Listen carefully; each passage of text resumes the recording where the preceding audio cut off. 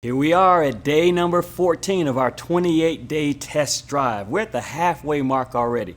Can you believe it? God has been doing some marvelous things in your lives for these first 14 days, and the best is still yet to come. Now we're at this place where we got to ask the question, what are you doing? Or I really could say it this way, what are you sowing? Because Galatians chapter 6, verses 7 and 8 says, "Be not deceived, God is not mocked. For whatsoever man soweth, that shall he also reap.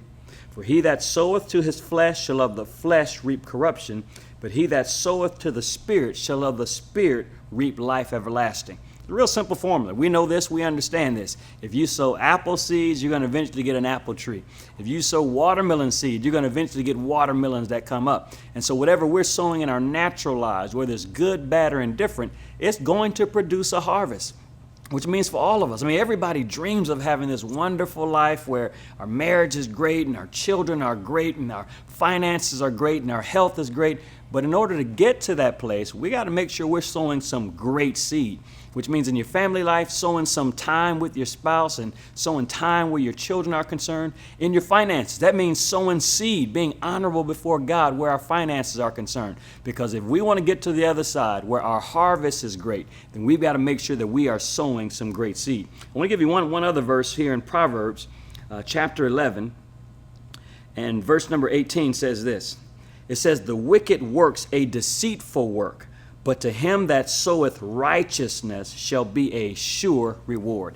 That's a powerful statement. When you sow righteousness, there's a sure reward that comes from it. And that's important to realize, because sometimes it seems like, those that are doing the right thing end up getting the wrong result. But it's not that way. It just looks that way temporarily, that the wicked sometimes seem to be flourishing, but you can never go wrong when you are doing things God's way. That's why you never make any apologies for choosing to do things the way the Lord would have them to be done.